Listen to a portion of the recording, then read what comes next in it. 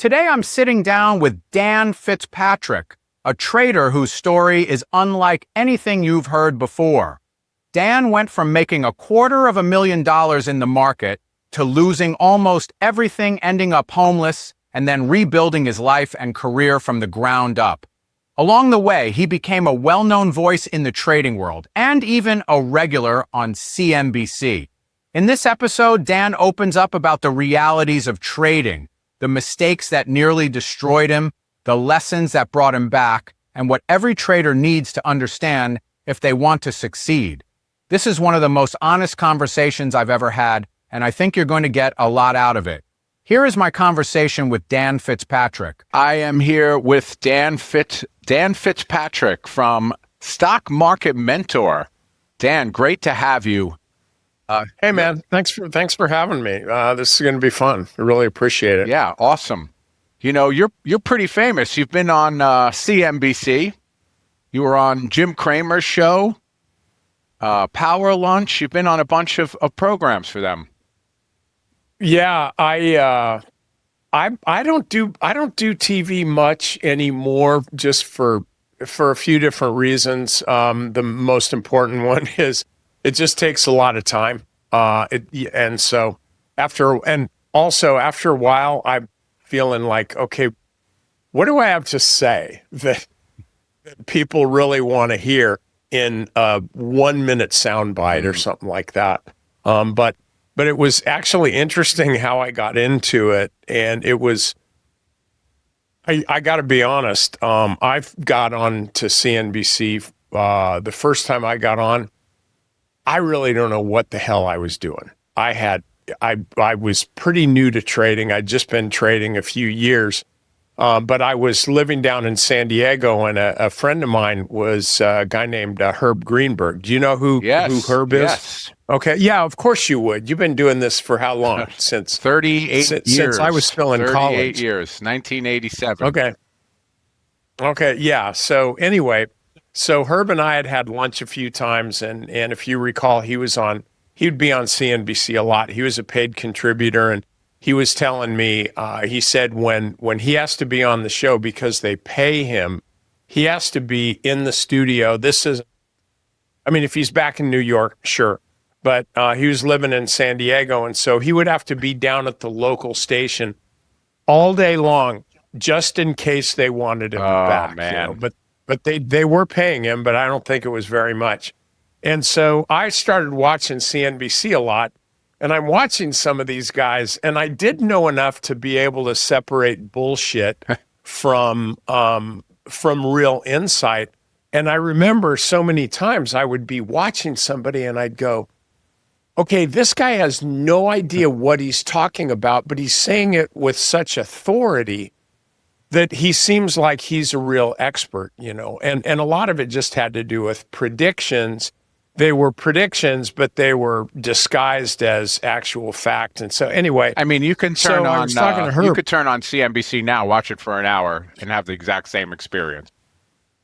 Well, that's the other thing, to jump to present day. I don't really have the TV on much at all. And in our trading room, y'all see people say like, hey, so-and-so's on CNBC. I'm going like, okay, great. Good for you. But I'm not putting it down, because that's really how I got started in the business, was watching that. But back on track here. So I'm talking to Herb, and I said, is there like an agent or somebody that I could hire? Because I really think I could do CNBC, but I don't really know anybody other than you. And he goes, God, I'd hate to see you pay for an agent. Let me think about it and I'll get back to you. So I'm going, okay, great. That's the last I'll hear about that. So this guy calls me back in about 10 minutes and he goes, okay, you're going to be getting a call from so-and-so. She's a producer on, and I think it was Power Lunch, but I can't remember. And he goes, don't screw up. Don't make me look bad. I told her you were really, really good on TV. And he said, now, you've never been on TV, have you? And I said, no, I really haven't. He said, okay, don't screw up and have an opinion.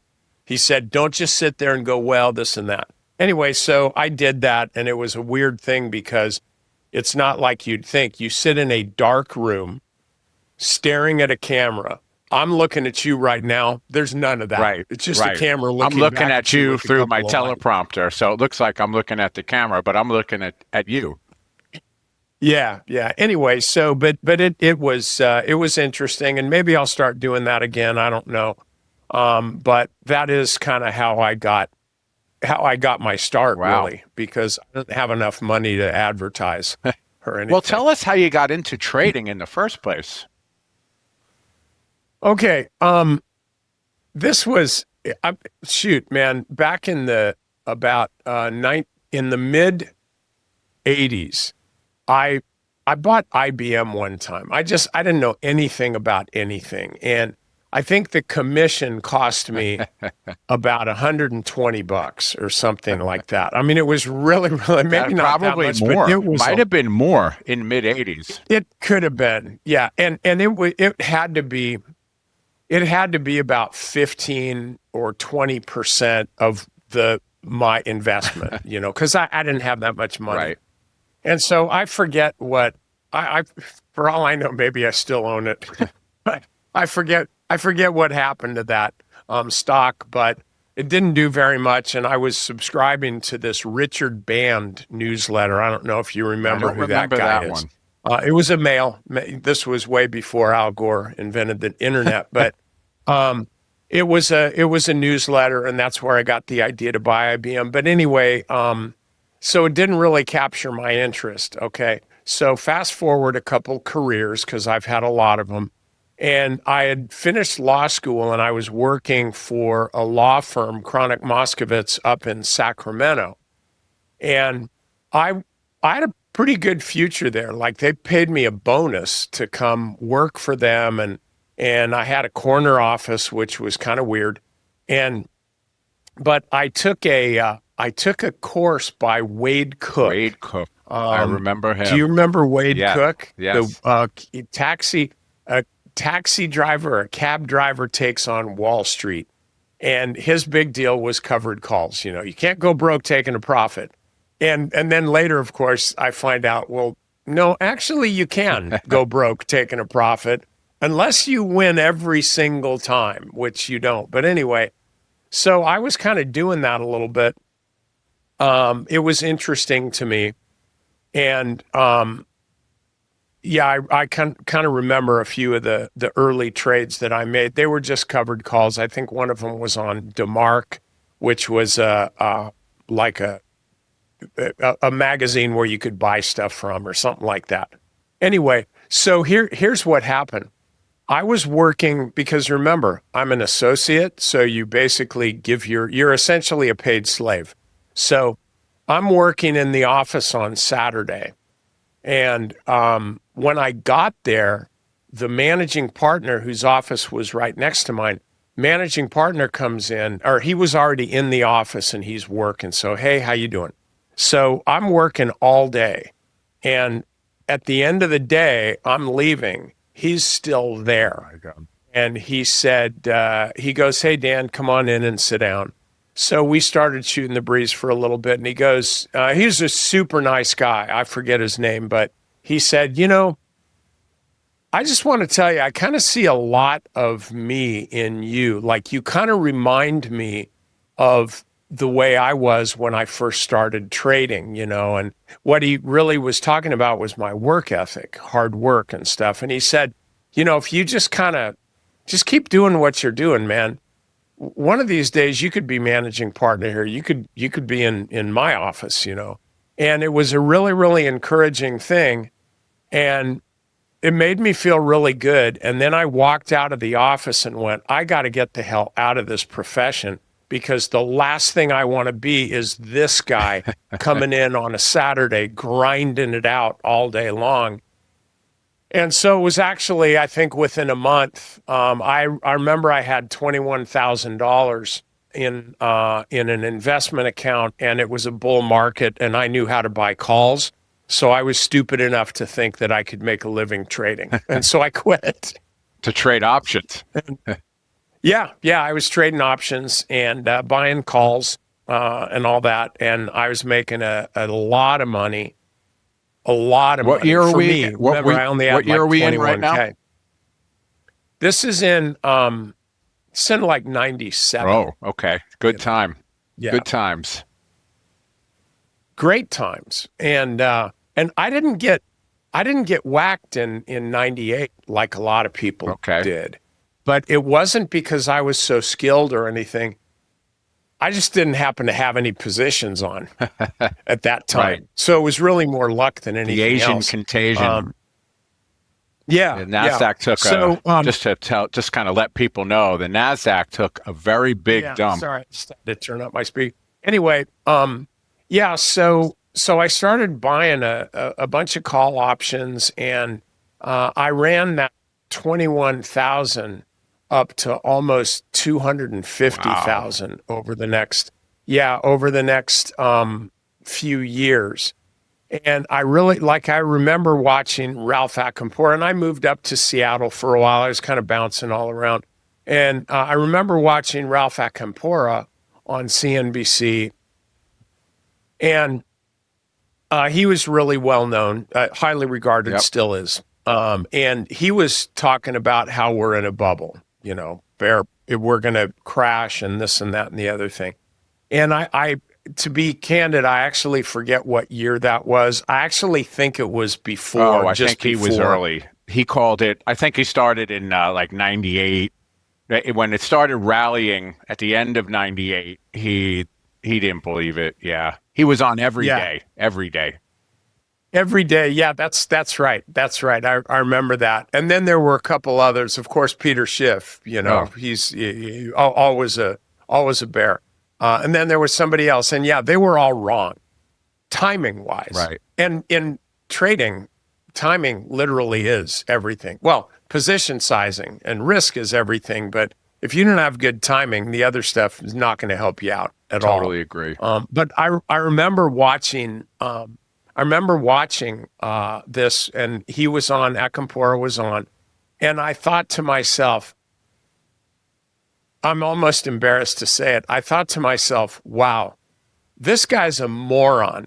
I can't believe how stupid he is. Like, here I am. I'd only been trading a couple years, and I'm looking at this legend on TV. And of course, okay, well, he was wrong on the timing, but it kind of goes to show you how somebody who's new to trading, like me, it's like you don't know what you don't know. And a bull market, as you know, a bull market can make the worst trader in the world feel like a genius. Exactly. It's like Paul Tudor Jones has said, I'm at my biggest risk after I've made a bunch of money, because then I start feeling like I know something.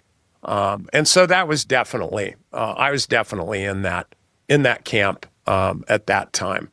And I was doing a bunch of dumb stuff. I didn't know what stops were. I thought they were the hexagonal things at the intersections that you had to stop at when you're driving to the bank to get more money out. Well, it's an interesting point, because I kind of had a similar experience as I started as a broker in the early 90s. Yeah. You people know me as the trading computer guy. And so I see all those monitors, man. Well, I'm a nerd. I'm a computer nerd, and since like age 10, since 1980. So when I became a stockbroker, and honestly, in the early days, we're talking early 90s, it was a sales job. You're dialing for dollars. And my job was to build a book of business as big as I possibly could. So I was recommending the big name tech stocks, Microsoft, Intel, all the big names, just over and over again. And that strategy, I would just buy them, hold them for a couple months, sell them, rotate into the other names, the other top 10 names. I was crushing it after the first couple of years, and that strategy worked for like a solid 8 years. So, it's kind of the worst thing that can happen to you in trading, is to have all this success right out of the gate. Especially, sounds like for you, a couple of years went by. For me, it was it's really the worst thing that can happen, because you become a genius in your own mind. Yeah. Yeah, I was a trading prodigy, at least according to myself. And but it's an interesting thing. There was a broker back in Chicago, Man Financial, and so I'd met a guy named Roger Mankus back there. I'd actually met him at a Wade Cook at the Wade Cook thing. And by the way, at some point, I'm bouncing around. I actually started teaching for Wade Cook. That's really what one of the things I did. I'll get back to Raj in a sec, but I didn't really know that much about trading, but I'm hell on wheels at memorizing scripts and things. So I basically memorized his 3-day trading course, and they hired me, and I'm traveling all around the country teaching stuff that I really didn't know much about, but I could spit it out. Wow. So I was kind of learning as I went along. I was really dangerous and not in a good way. But anyway, so Roger I'd met there, and so I opened up an account with him. And this was back in the day, as you know, this is how you put on a trade. Mm-hmm. There was no real, I think the internet had kind of just started, but it wasn't obviously like it is today. So one time Roger and I were talking, and he goes, the guys at the desk, they call you the gunslinger. And I'm going like, that's kind of cool. Okay. All right. Yeah, I'm the gunslinger. That's right. And later he told me the reason they called me that is because I had no flipping idea for risk. I didn't have any kind of trading control. I just was going for it. Just literally, I should have been like the blind manic gunslinger. And of course, then that ultimately ended badly for me, which was how bad, if you don't mind me asking? About $200,000. Wow! So you blew up that entire account. Almost the entire account. And I'll tell you why. I remember it. I could be a day off, but I'm not sure. March 14th. I'm pretty 2000? Sure. I think that's when the 2000. I'm pretty sure that's when we had this big, massive bearish. So 500-point pattern. Down day, I think. Which back then, when the Nasdaq's trading, I think the high was about 5,300. Yeah, that was 10%. Yeah, that's historical. Like nowadays, when the market closes down 2%, it's front page headlines. Right. But and we didn't have the circuit breakers back then. Today we have circuit breakers. That's right. Yeah, we had circuit breakers then. The brokers just wouldn't answer their phones. Right? That's true. That's right. Yeah. But anyway, so, and I know it was before March 15th, and this is why. Because it was I think the December the year before, I'm thinking, you know what? Everybody's made a boatload of money this year. I'll bet that there's going to be a lot of selling before tax day on April 15th. I'll bet the market could take a big dump just because people are selling stocks to pay their taxes. And so I put it on my calendar to remind me on March 15th. Oh my goodness. So I had totally forgotten about it. And then the market does a snap hook south.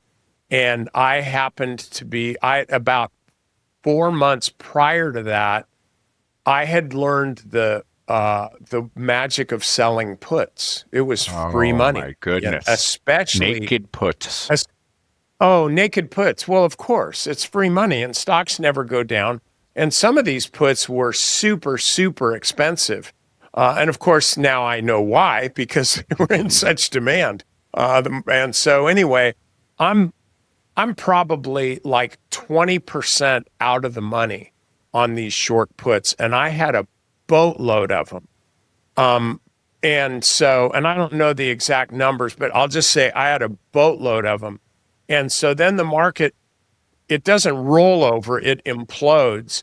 And I was sitting there day after day looking at my account going, I mean, it was stunning. I was frozen for days. and trading the hope strategy. Well, I hope Yes. tomorrow if they come back up, then I'll close my positions. And of course, that never came. And so Roger called me one morning, and I'm still out in California. So he calls me, and he was really quiet, and he goes, "Hey, Dan, I see what's happening in your account. Have a couple other people in your situation. You're frozen. Do you want me just to close out your positions for you?" I said, "Yeah." He did you a favor. And he totally did me a favor. And I got a feeling, I could be wrong because I don't quite remember the numbers. After something like that, you want the feeling to burn in your soul, but then forget about the details so you don't do it again. But back then, they didn't really seem to have the risk. The brokers didn't seem to have the risk management and the control of accounts and risk that they do now. I think if that had kept going, I'd have wound up owing money. Really? Well, if you, yeah. because you would have had stock put to you, which you would have had to Yeah. pay for. Yeah, and didn't have, And then you would have had to, they would have just liquidated it if you couldn't pay for it. And then you would have, that could have been really ugly for a lot of money. Shoot, I'd still probably be crawling out of there. But anyway, so then I was shell-shocked, and I actually had to, I wound up having to get, like, at one point, 3 different jobs. I quit trading because I didn't have hardly any money. I think I was down to like $25,000 or $20,000 bucks. And after you've been up $250,000, then when it gets back down to there, I'm going like, what the hell am I doing? But I always felt that I could be a successful trader. So it's kind of like, it's like, I would say that I gave up, but I didn't quit, if you know what I mean. Like at that point, I just thought, oh, I can't, I have no money, I have no job, I'm still in debt for my student loans. My confidence was just shattered. And I know, I tell that to people, and it's, you know what I I'm went through the about. same Like, thing because I had 500 clients. I had a whole book of business that I had built over 8 years. And a lot of my clients got hammered, and I personally got hammered. And I thought I knew, here I am 8 years in. I thought I was a genius. And I mean, your ego just gets destroyed. Your personality, you're not who you think you are anymore. Yeah. And you're either out, like, at least for me, I almost quit completely out of the business. I'm out. But there was a little part of me that just said, I'm going to figure this out. That's kind of what I did. And by the way, just to anybody who's new to trading and watching this podcast, it's been a pretty good bull market here. So if you're sitting here, it's a very sitting here market. Listening, if somebody's sitting there listening to me and you, and they're going like, oh, that'll never happen to me though. Okay. You listen to what you just said and now go back and figure this stuff out, because if you can't relate to this, you're a stick of dynamite looking for a match, There might be a lot of folks out there like that. I mean, we have been in a extended bull market, except for a couple little dips here and there. I mean, the COVID correction, what did that last? 6 months? It was ugly and fast, but it was over very quickly. Yeah, it was over. That was the thing. Like, bottoms tend to be events and tops are more processes. And so, we've seen a couple of those throughout. You've seen more of them because you've been doing it longer, but throughout our careers, you see these big sell-offs, and it's a huge capitulation right at the bottom. And it's just because of human psychology. We're all kind of wired the same way. And successful traders recognize that wiring, but then they develop rules to shortcut, so to speak, But Anyway, So what happened after I- that? After you blew up, so you had to so get this another is job or a couple jobs. What happened okay. then? Well, this is what happened. And it's pretty interesting. So during that time, I had been doing email exchanges with Jim Cramer. This is when he was still had Kramer Berkowitz and was on CNBC a lot, and so he wasn't as busy as he is now. And I would somehow or another, I got through to him on an email, and so then we just kind of exchanged emails, not a lot, but I'd say pretty regularly. And then I got an email from him, and this was actually after I had blown up, and I was already working at. I used to be in the home building business ages ago, back in the gosh, what was it? Late 70s, early 80s. So I got an email from him, and he goes, "Hey, you seem like you're pretty smart. Would you be interested in writing for real money?" And I'm going like, okay, as long as it's not about trading, you know. But anyway, so I'm going like, sure. And so that kind of started my foray into the public forum, because I went to, I submitted an article, and I remember it was on RSI, the RSI indicator on Yahoo, and it wasn't What's published. Yeah, yeah, YHOO. Anyway, and so the article wasn't published. And then I get and this was Kramer's assistant, a nice lady named Jane Penner. Anyway, so I get an email saying, well, we'd like you to submit another article. And I'm going like, well, you didn't publish the first one. Like, what are we doing here? So I submitted another one, not published. And then they asked me for a third one. And I said, you guys, like, this is a waste of my time. And you're not publishing my article. And she said, well, we will publish this one. There were 23 people that were applying for the writing job. See, I thought it was Kramer just saying like, hey, come write for us. But it was really like, get in the queue and all that. And so they gave me the job. And I said like, I would talk to her later and I go, how come I got the job? Like, I don't get it. Like, who were all these other people? And she said, here's the thing. You're not really that good, but we're really strapped. Yeah, she goes, but you're good enough. And she said, we're really strapped for money here. This is before they went public. Yeah, this is a long time ago. And she said, we're really strapped for money.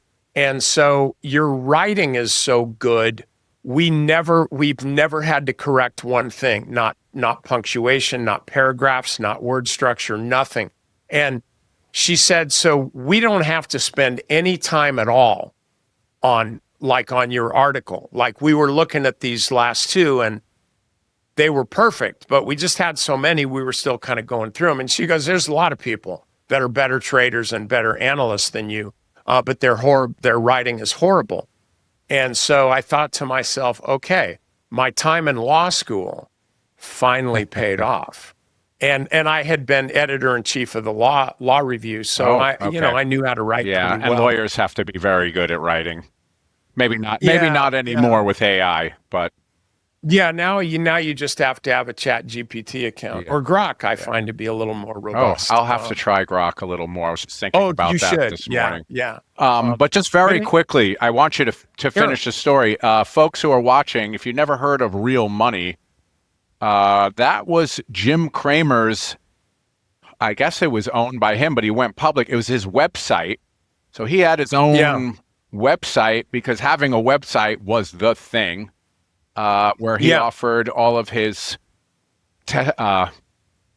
stuff, I guess. All of his opinions, had different writers. I guess it would be his kind of version of CNBC.com, if you will. Yeah, I think so. A lot of people, I don't know, have heard of the street.com. Oh, the street.com. The street.com. Now, that was, I think it probably still is, and the ticker was TSCM. I don't know how they took it private or Yeah, whatever. I think it was taken private because it went to like under $1. Yeah, yeah. But the street was free. Like you could just, it was like, yeah, like CNBC. It was like any financial publication back then. It was free. And then they decided they kind of wanted to make some money, so then they started real money, and the subscription was pretty modest at that time. So I was behind a paywall, a little bit on that. But the cool thing about that was, so I started writing, and they weren't paying me, like they weren't paying me anything, and like this will tell you where I was at the time. I was homeless. A friend of mine. Because I'd lost so much, and I'd had, student loans. I had tax issues. I was squished like a bug. But I had a good buddy of mine, Adam Knowlton. I knew him in law school. I'd met him in law school, and he was living up near Westwood, and he goes, "Hey, Fitzy, why don't you just come stay with me? Mi casa, su casa." And so I went up there and stayed. I was staying with him, and all I was doing was taking up space on a sofa. And then that was the time when I got invited by Jim Cramer to apply for that job at the street. Okay, so I'm writing my articles from this little tiny desk in Adam's place. And I wasn't getting paid. But of course, I will say this, when you're not paying rent and you're not really buying any food because you could just eat what's in the fridge, you do have space to not get paid, at least for a while. And so after a few months, I met a guy named Tony Dwyer, who used to do a lot of TV. I don't know what happened to Tony. He was the head of research at couple different brokerage firms, so they always had him on as like the head of research. Yeah, he's a great guy, and he kind of, I won't really say he took me under his wing per se, but he would give me a lot of advice and a lot of knowledge about things. And he was really surprised that they weren't paying me. And he said, "Why don't you call so and so?" And it was back in the IT department. And he said, "Ask him how many page hits you're getting." And I didn't even know what a page hit was. Like, I didn't know anything about anything. And so I called, I emailed him, and I got the number. I forget what it was, but it was actually pretty high. And so I told Tony, and he goes, "Oh my God, Dan, they need to be paying you." And so he said, "You write them and tell them you need $200 per article." And so I did. And it was like, "No, can't afford you." And so I'm all nervous. "Tony, they said they're not going to pay me. What do I do?" And he goes, "Well, don't write a frickin' article. They'll come back to you. You have too many page hits to ignore." And so this went on for a few different articles. And each time they'd say, like, "Are you submitting your article?" "No." So I think after about the fourth time, "Okay, we'll pay you $200. And so then that's how I started climbing out and basically built my own ladder to get myself out. And that's really what allowed me to get back into trading, was keeping my hand in it, not writing about real estate law or putting deals together or whatever as an attorney, but just as some knucklehead writing articles about technical analysis. Wow. And that just kind of sustained me until I could really kind of figure stuff out. Okay. So how did you figure stuff out? Did you find a mentor? I didn't really, I'm not going to say Cramer was my mentor. Not at all. You can't, I like him to a point, but it's impossible to know something about every single company on the planet, which he kind of seems to somehow know something about every company, every company's balance sheet. He listens to every call. I don't. Yeah, he can be entertaining, but Well, he's manic depressive. I mean, he's acknowledged that, Really? he takes meds for that. He has bipolar disorder, and that kind of makes him a little yo-yo like. But when I say he wasn't my mentor, I don't mean that in a bad way. I just didn't have that much to do. I just didn't have that much communication with him. But I, I've thought about this in the past. I worked with John Bollinger for about 6 months when I was still living on Adam's couch, actually, because John's got his office in Manhattan Beach. And I was working with John on a project that he had. It's not like he picked me out of a lineup and say, you could be my protege.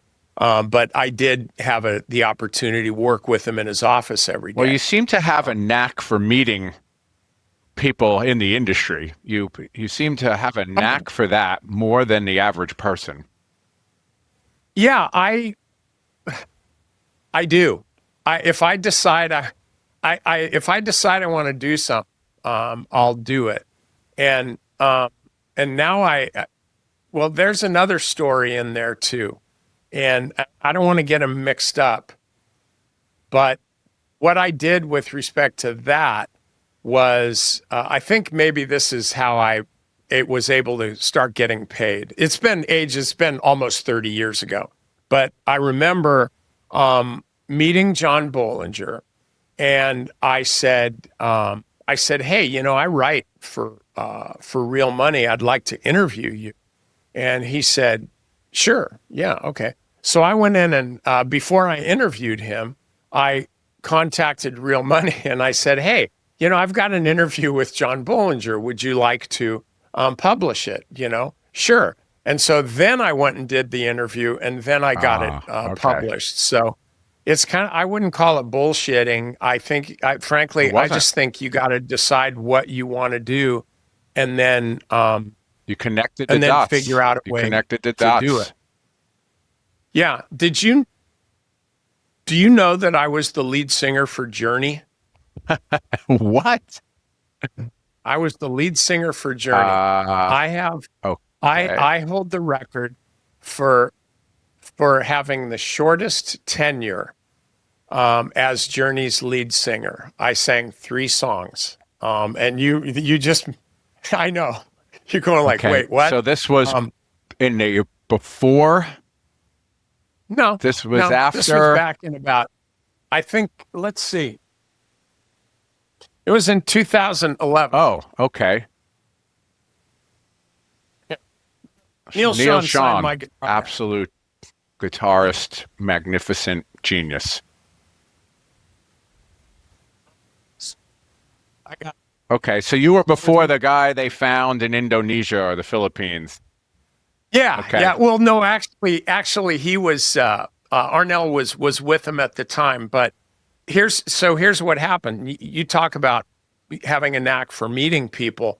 And so I grew up as a musician. I put myself through college with a band, just singing, doing the typical like wedding receptions and clubs, Wednesday through Saturday, stuff like that. And so I've always had a knack for singing, and I wanted to be actually a professional musician when I was younger. But, I don't care how good your voice is or whatever. That's a little bit easier said than done. But anyway, so I was actually, now this totally sounds like I'm name dropping, but I was actually out on Richard Branson's island, Necker Island, with a bunch of entrepreneurs that, like a guy named Joe Polish had put this thing together. I know who Joe is. So, oh, Joe's awesome. I love Joe. But so I was out there, and Branson was saying like, hey, he was trying to get contributions for Virgin Unites, his charitable organization. And so we're all having dinner, and he goes, if there's anything any of you guys you want to do or whatever, let me know, and maybe I can pull it off for you, and then you could contribute to my charity.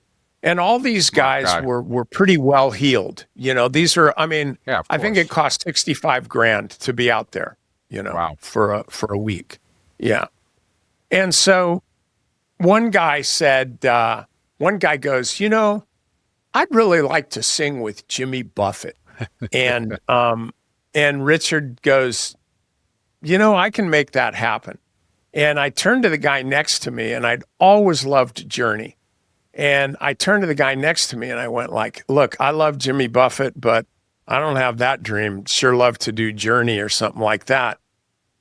Hey. And so I talked to Richard about it, and he goes, yeah, I think I can set that up. Call my New York office. Long story short, I called them 3 or 4 different times and basically, yeah, okay. And finally, the last time I talked to the lady and I go, is this kind of one of those like, don't call us again, but we'll call you? And she goes, yeah, it's kind of like that. And so I'm going, okay, well, shoots that in the ass.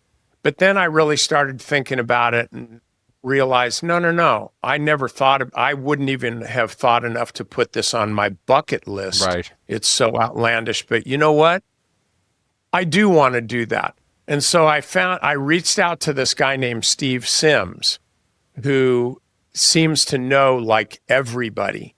And I said, this is what I'm looking to do.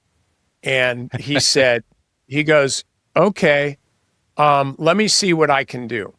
So about 4 hours later on that same day, he called me up. He called me back and he goes, okay, we're talking. And I'm going, really? He said, yeah, I'm talking to their management. I think we can work this out. We just need to square it away with the band. So anyway, I'm not going to walk you through the play-by-play. People will be bored with that. But they did agree to have me sing 3 songs with them in their sound check. Not in front of 80,000 people, Okay. but in their sound check, they agreed to do that. Was it an audition or it was just doing you a favor? No. They were just doing you a favor. It was. Okay. Here's the thing. Yeah, it was kind of a favor. I had to pay a bunch of money to my charity, which was Autism Speaks. They wanted me to donate it to City of Hope, but I'm going like, nah, I'd rather do Autism Speaks. So it's a pretty big contribution, and I think those guys maybe made a little bit of money too. But so that's really what it was. Okay. And they gave me the songs to sing. And so I practiced and all that. And I have a good voice. I'm not a hack. I can hit all those notes. I've always been able to. So I was really excited about it. And they gave me, I was back in Philadelphia to do CNBC. And they happened to be playing in Camden, right across the river. And so I got in to see him. I got a backstage pass because by then everybody kind of knew who I was. And then they gave me a pass for the whole rest of the tour. Oh, like wow. if I wanted to, How I could have cool. just gone and hung out with them. I didn't do that. I had obligations. But so I met the band. They're all really, really cool. And they knew who I was because of CNBC. Oh, wow. That's neat. Yeah, Jonathan Cain, the keyboard player, who I've kept in touch with, he was a stock guy. He watched CNBC all the time, so he knew who I was, and he would even call me up after I'd met them, even after I sang, and want to talk stocks and stuff. That's cool. And so then fast forward to the day that I went there. And so I was talking to Neil Schon when he autographed my guitar, and I said like, hey man, have you ever done anything like this with anybody before? And he goes like, no, never. And I'm going like, really? How come? And he goes, nobody's ever asked. Interesting. And I said, okay, well, why did you do it with me then? And he goes, we just thought it'd be kind of cool. And that was it. So the bottom line is like the moral of the stories, boys and girls, is if you set your goal on something, like just do it until you get it. Yeah. Like, It never hurts to ask for what you want. No. That's the whole thing is I think there's a lot of self-limiting, whether it's in trading or any other aspect of your life where people will limit themselves and go, okay, well, no, I can't do that. Or, well, I couldn't ask for that. Very common. Absolutely. that type thing. Well, let's get And, back to let's get back to that question, back to trading a little bit. oh, well, you want to talk trading? Come on, man. Let's talk music. No, I can talk music, man, but I'll want to have I a know you beer. can. I'll want to have a beer immediately. So, and the market's still open. Yeah. Tell me, I had asked you, did you have a mentor when you got to the point you really wanted to figure it out?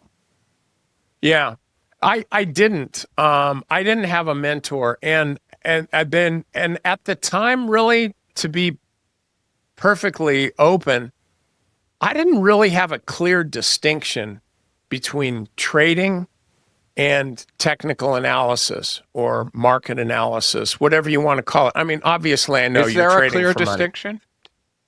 Well, I think there is. I think there's a huge distinction. And this is the thing. I mean, just think about this. I'm sure you know people who are super smart, who know so much about so many things with respect to trading, but they still struggle. Yeah, they can't trade their way out of a paper bag. That's right. And then there's other people that maybe don't know quite as much, but they know one thing really well, and that's just what they do. It's kind of like they stay in their lane. And so way back when, with respect to the mentor aspect of things, it was really just books, because again, I wasn't thinking about things that now mean everything to me. Strategy from stop to start. Now I have this, I call it a SMART process, SMART, and each one of those stands for something that I've just kind of created for myself. And then after a while, I'm going, well, shit, other people might like this too. But I didn't have any concept of position size, of mathematics, the mathematics of trading. What's your batting average? How much can you expect to make on the next trade? Not based on hope, but based on what you've actually been doing. Stuff like that. I didn't have any idea of that, but I'd read Murphy's technical analysis of, I think, markets or stock markets or whatever, and I read Edwards and McGee. I'd read Martin Pring. I really liked Martin Pring's stuff, and all those were about the markets, but none of them really were, okay, this is a good setup right here. This is what you're looking for.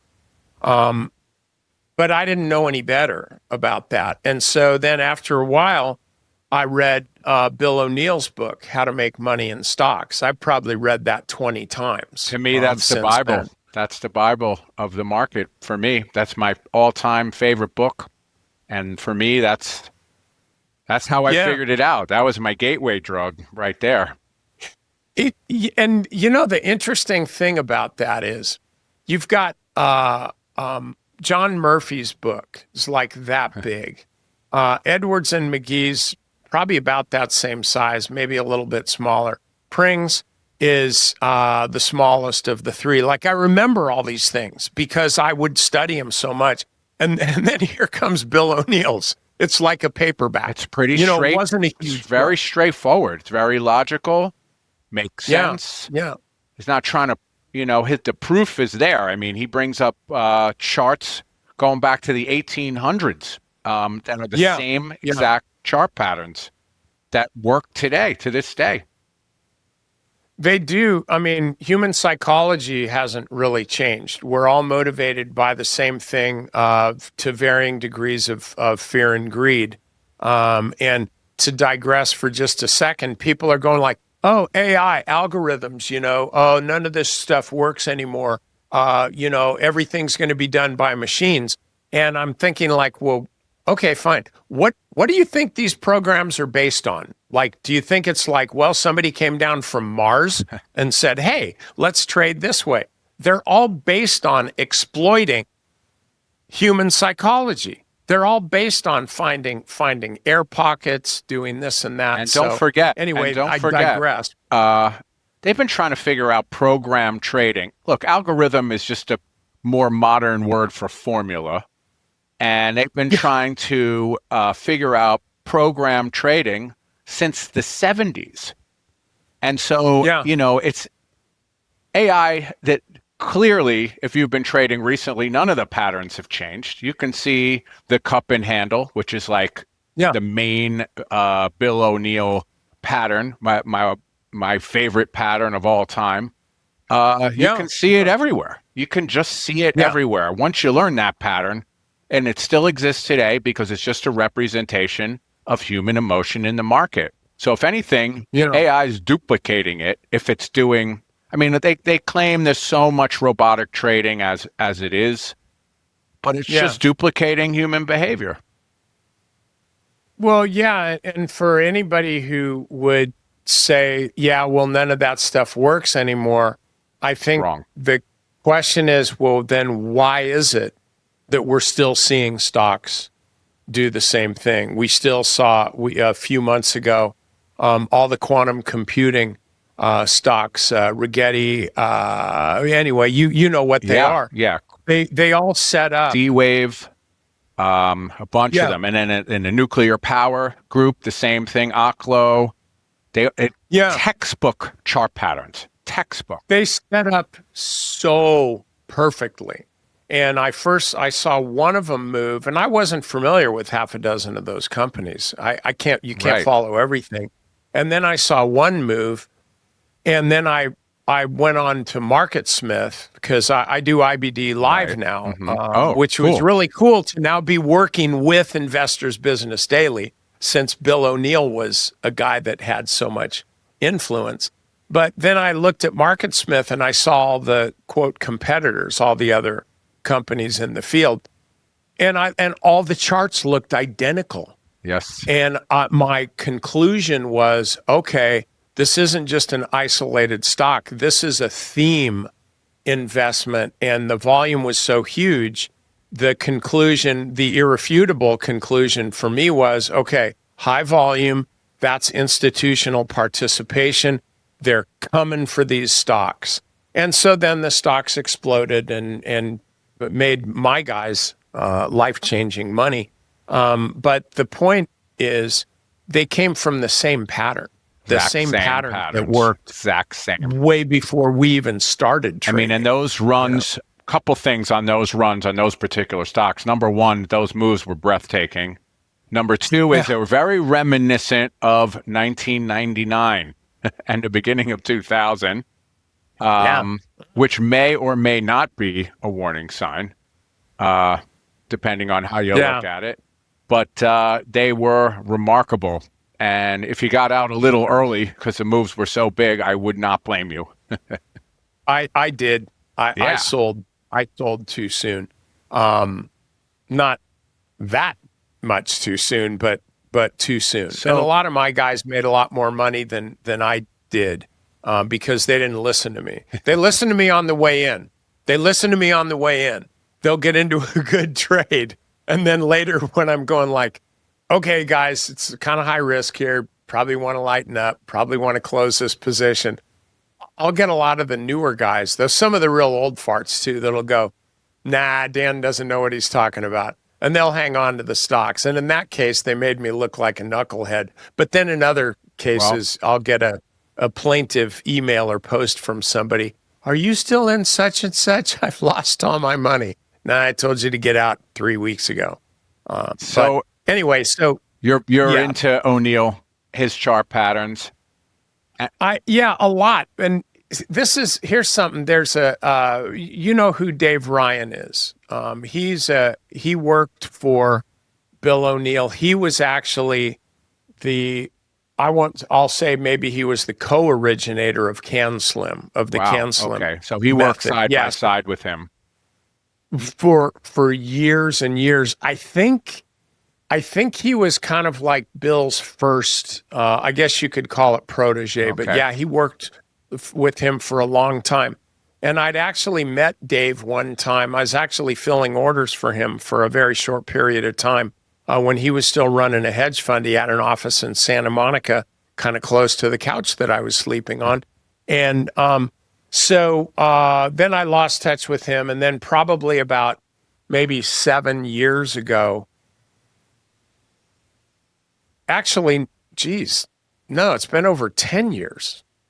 anyway, a long time ago, I learned about Mark Minervini. Somebody might have mentioned his book or something like that. So I picked up Mark Minervini's book, and that really made sense to me because Minervini learned. I mean, he says like Bill O'Neill's what's the name of that book? It's think he wrote two. Trade Like a Stock Market Wizard and Think and Trade Like a Champion, something like that. Okay. And he actually had written three books, and I forget what they are, but I got them here too. I don't have most of my books anymore because I realized that I'll never look at them. Like 90% of them out there are crap, but for each individual person, you got to decide which. Sure. But 10% works for you. But anyway, so Mark's book made sense to me, and you want to talk about a mentor. So he has this class. In fact, I think it's in process as we do this. I think they started last week. So I flew back to Myrtle Beach to take a class, and I was kind of lucky because, again, I was known as a writer, and I had my deal going, and so Mark knew who I was. And so we spent quite a bit of time together. I got to know him. He's a friend now, and we went shooting. He has a shooting range out there, and I'm a big gun guy. And so the things that he taught me and in his books, it's for anybody. Anybody can learn this stuff. You just have to go take the initiative and study. Like anything. He's right. got another. I've got probably a stack of papers about 100 pages or more of just notes that I have taken from reading Mark's books. And so if you want to talk about a mentor, I think he's the one that really counts. And the reason is he's a trader, he would never, if he were ever a member, nothing against these folks, but if he were ever a member of the Market Technicians Association or a chartered market technician or whatever, he would never say that to anybody. Just because was he more of like a day trader or super short term, or because like William O'Neill it's not buy and hold, it's kind of swing trading. It's shorter term trading, but it's rules based, and you could wind up with holding a stock for an extended period of time. Yeah, Mark's a little bit different, and I know he does day trade. He just can't teach it, not because he cannot, but he just doesn't want to, and I get why. Because if you've got a service that's teaching somebody to day trade, you're stuck at your monitors all day, every day. That's your business. Yeah, if you have a live trading room, for sure. Yeah, and so what Mark does is, and I'll get back to Dave Ryan because there was some I want to mention about Dave Ryan because Mark and Dave are good buddies, and Dave used to help Mark teach his courses, and I've taken him about 4 years in a row. Even though it's the same damn class, like half of it's right out of the book. But there's something about getting the exposure. Of course. And also, if you spend money on something, you're going to value it. People who pay attention. That's right. And anyway, so with respect to Mark, the way he trades is he'll find, for the most part, I find the same stocks he does. A lot of the stocks, because I belong to his service as well, so I get his trading ideas. I don't copy him. That would be unethical. But I see what his stuff is because I'm always learning. And a lot of his trade ideas, I'm going like, no, that doesn't work for me. And so because I just have a little bit different style, which we could talk about if you want. But it's just like, no, that doesn't work for me. That doesn't have the look that I'm looking for. And some of those trades turn out to be great trades that I just missed. Others are trades that I look at and went, well, I told you so. And that's just the nature of trading. Sometimes you're going to get them right. Sometimes you're going to get them wrong. But what Mark does is he's big on compounding.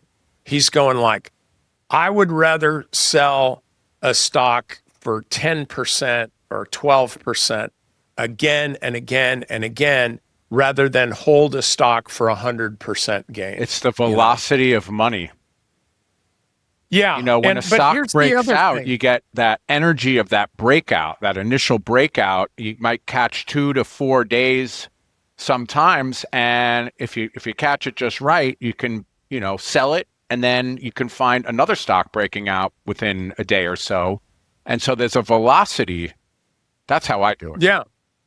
No, that's right. And it's fun. I was just looking at a stock, Rivian, because this is right into what you're talking about here. I drive a Rivian. I had never considered driving a Rivian until I actually did drive one, and I'm going like, shit, this is pretty cool. But anyway, so I'd been watching the stock, and I set some alerts, and then just a few days ago, I'd totally forgotten about the stock. One of my alerts fired off. I went, holy crap, what's going on? So it broke through 16, bought it, and then literally the next day, it was up at 18. Okay, not a huge profit, but for about a day and a half, thank you, sir.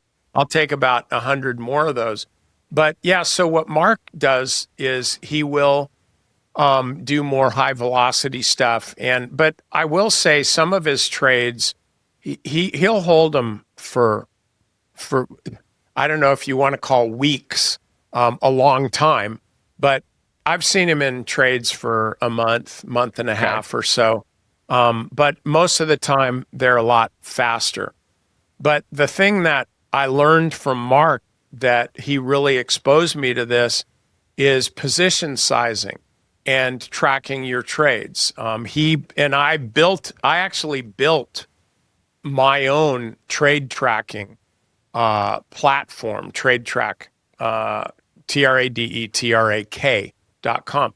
But I built this. It cost me almost $400,000 in programming and lawsuits and whatever else to get this thing done. Not for Mark, but that's another sad story off camera.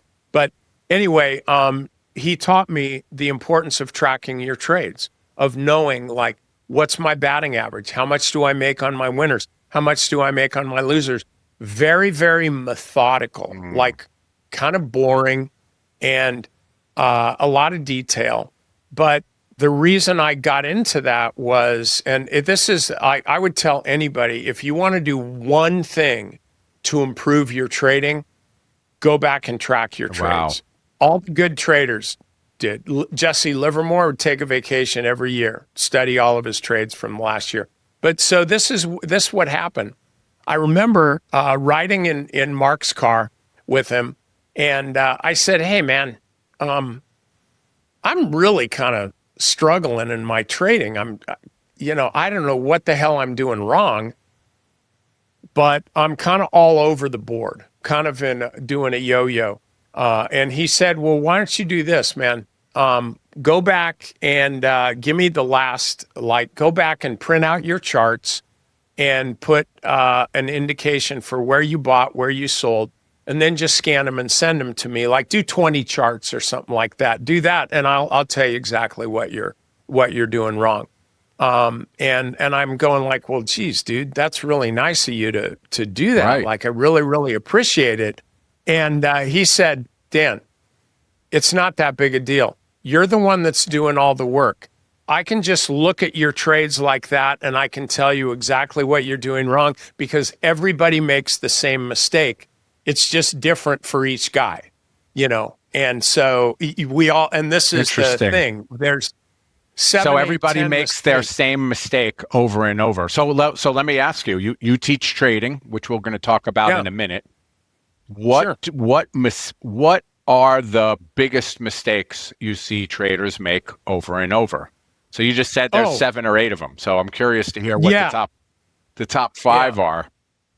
Okay, well, here's one thing. I'll wrap this thing up. So I printed all these charts out and I spent a Saturday looking through them. And I wound up telling Mark, I called him and said, like, dude, you're not going to get my charts. He goes, why, what's up? And I go, like, I'm embarrassed. I know what I've been doing wrong. Like, I'm chasing breakouts. Like, it's all the same frickin' stuff. Every single trade that I lose is the same thing. I have no discipline going in. Suddenly, after I'm in, I go like, oh, where am I going to put my stop? And so I would lose. And that was my biggest mistake, was chasing stocks. And yeah, and all I had to do was see it. I had to see it graphically, what my actions were, not just what I should be doing. But so that was my biggest mistake, was chasing breakouts. But then how that relates to just common mistakes that people make, that gets down to, not people don't have one strategy that they follow. So they're all over the place. They're buying breakouts. Their trade isn't working. So now all of a sudden they're looking at the fundamentals, looking at it like, oh, it'll be an investment. So they're all over the map. And what this culminates into is consistent mistakes.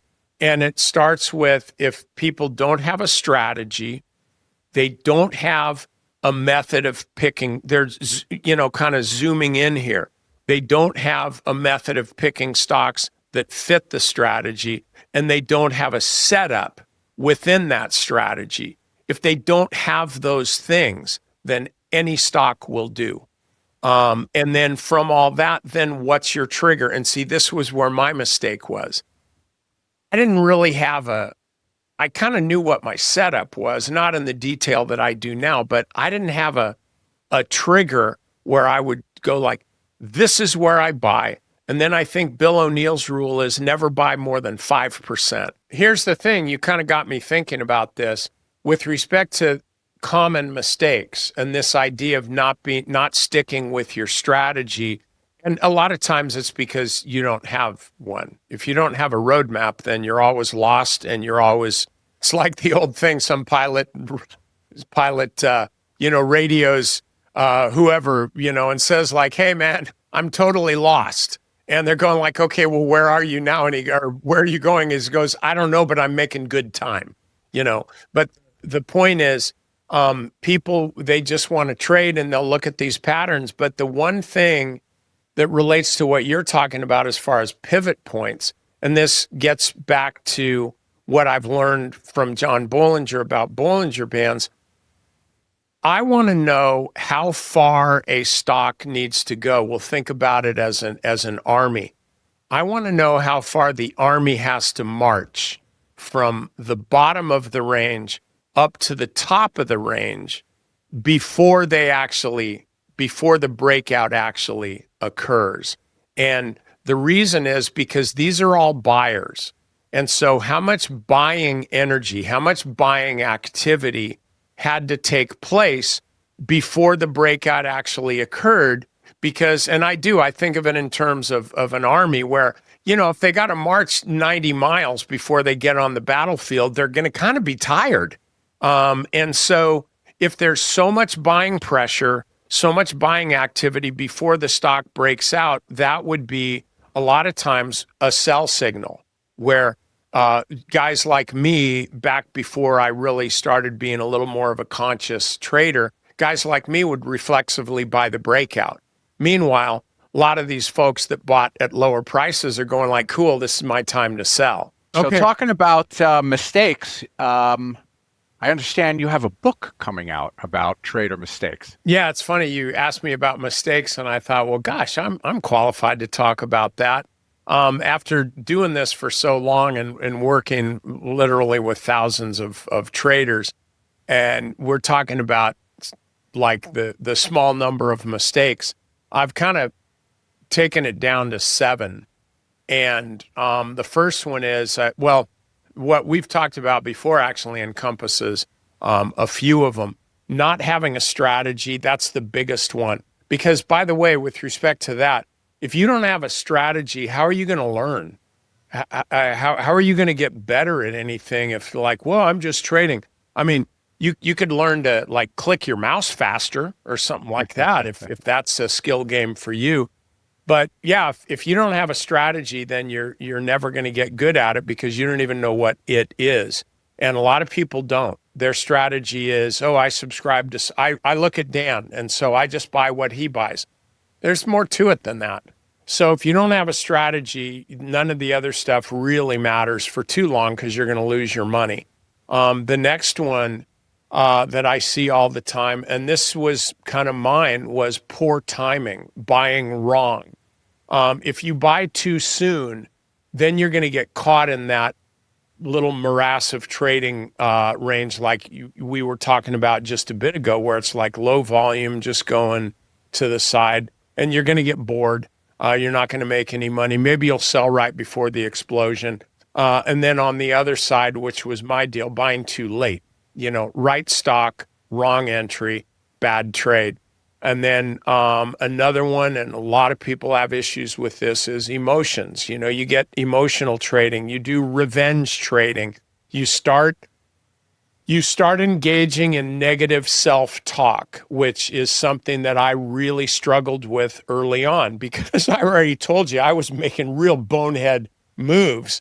And it's kind of hard to be walking around full of confidence when you've just lost your ass. Right.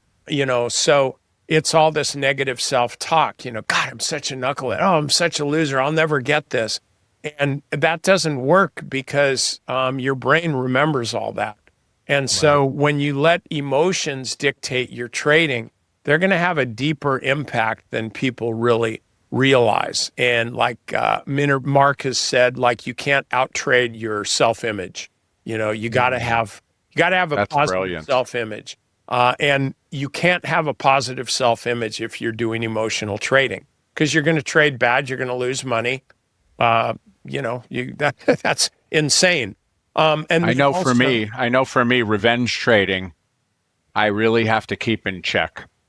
Oh, which is usually triggered by anger, making a mistake. Oracle. I'll get them. I'm going to show them. Oh, that's right. No, Oracle comes to mind. People that have been my members for a long time, they know this because I would be perfectly upfront about it. I hate Larry Ellison. I never made money on Oracle. I traded at stocks, call options, always lost money on Oracle. And so that was the ultimate revenge trading. I'm going like, all right, damn it. I'm going to make money on Oracle. I think I might have made like 1.5 points on a trade. I'm going, okay, I'm out. Never traded Oracle again. But yeah, when you start revenge trading, you're actually giving the market something that it really doesn't have, which is a personality. The market doesn't know you. It doesn't care about you. If it did, it would hate you because you're trying to make money. So anyway, but yeah, to not have any risk management means that you're going to be all over the board. Again, without a strategy and all that stuff, that's fine. But even if you have all the other things, I have learned to trade in R multiples instead of percentage. Oh, we made 18% on this trade. Well, that's great. But if your stop was 12%, then was it really a good trade? Because you were risking 12% to make just a little bit more than you were risking. And so R is a multiple. It's a multiple of your risk. R multiples that Van Tharp, I think it was earlier than that, but he was the one that kind of popularized it. And the idea is, how much reward are you making for the risk that you're taking? And I went to Van Tharp live event myself. Oh, how was that? It was amazing. I would say it was around 2009. And I think I needed at that point a little refresher in my own revenge trading. So it was right on point. By the way, you could know as much as anybody about trading, but I still recommend going to classes because you're always going to learn something. Like I've said, I could pay $20,000 for a class. And if 99% of it's a waste of time, but that 1% is gold, I'm in. Like, shoot, I'll do that. Sometimes just hearing stuff you already know, just framed a different way. Yeah. It can create a new meaning, or it'll resonate for you in just a slightly different way. It's a big deal.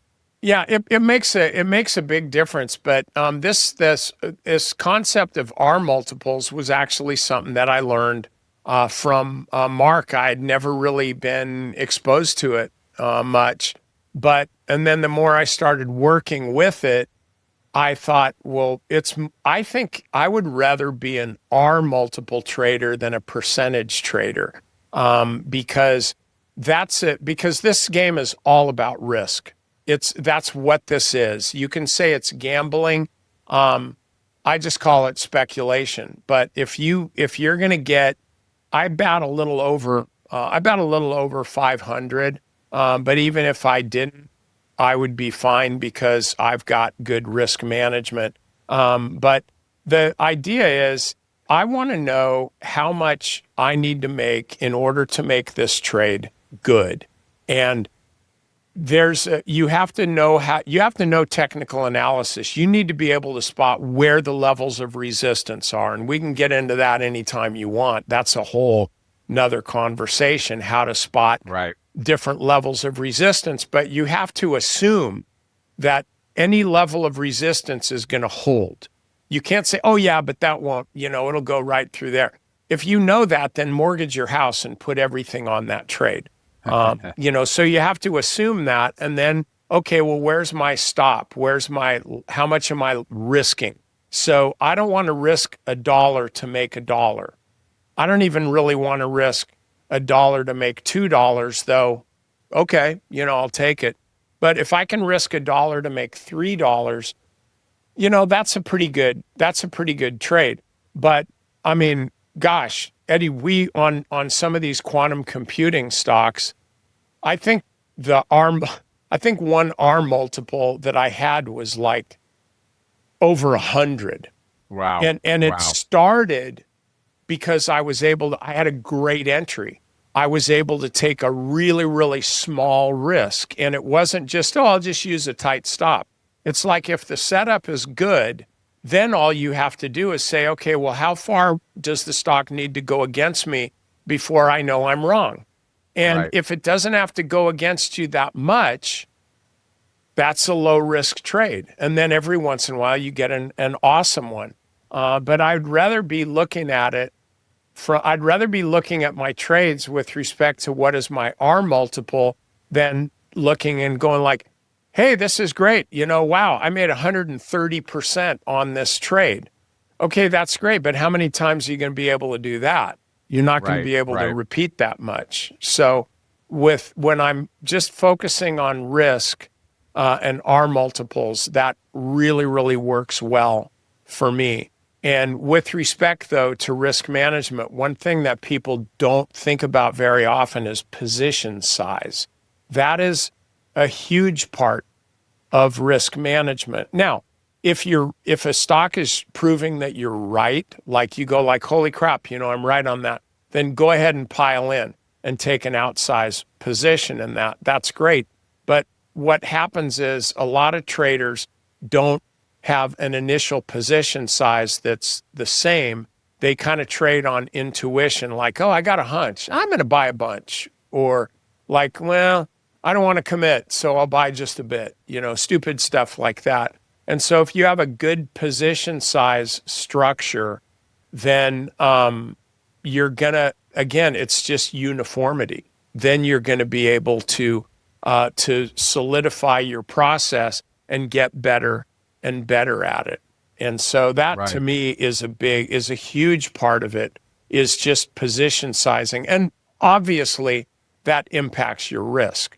And I think your statistics, I mean, if you're keeping track of all your trades, the numbers will really be able to show where your issues are and where your mistakes are, even more so. Yeah. Well, yeah, and here's the thing too. Like if you're tracking your trades, that's a lot more useful than what your account balance is. Like, hey, I'm doing really well. I made 15% last month, or I made 30% over the last couple months, whatever it is. Okay, but maybe you just had a few like really, really monster trades that you made that money on, but the rest, whatever, you're giving it away, you're giving it back, you're not making that much, you're over trading, whatever the case may be. But if you're really tracking your trades and okay, not just winners versus losers, but how much did I make on my winners versus how much did I lose on my losers? Stuff like that. That's what will really help you kind of get over the top, is when you know those kind of things. And when you have like this profit and loss distribution curve where you can literally see, and I have this on my trade track, and Mark uses this too, but where you can see like, okay, these are all my trades along here, sorted by profit and loss, profits, losses, and all that. What's my percentage on each one of those? I'm not really explaining it that well, but I'll no, under the bell curve. You can really under develop the bell curve. And if you have statistics, you can have kind of a crappy, maybe you got kind of a crappy return, but then you look at the bell curve and you go, holy crap, I took like one loss that was 19% and another loss that was 23%. But other than that, I did pretty good. So you can actually say, all right, let me X out those trades and say, theoretically, my max loss on my trades is 5% or 8%. Everybody goes, oh, Bill O'Neill, 8%. No, it was like 3 or 4% for him. But if I say, like, I'm going to limit my losses to 4%, now what's my return like? And your return can be dramatically different. And so then, okay, what's the lesson, boys and girls? The lesson is, if I can't get into a trade with a logical risk of 4%, maybe that's just not a trade for me. And so with this one simple rule, you improve your results exponentially. Yeah, you're just going to be so much pickier. You're not going to get sucked into FOMO. Right. If you're missing out. And also you're not going to be over trading, which is a huge thing. Huge thing. I've found one of the things that I do, I've been doing it a lot lately because of other obligations. I'm writing another book and this and that and the other thing, but is learning to be sitting in the market without your trading platform open. I mean, my charts are open. I'm doing research and stuff. And I got a good feel for the market. I know, generally speaking, what's working, what's not. And unless I'm sitting there, you will overtrade if you sit there staring at it all day.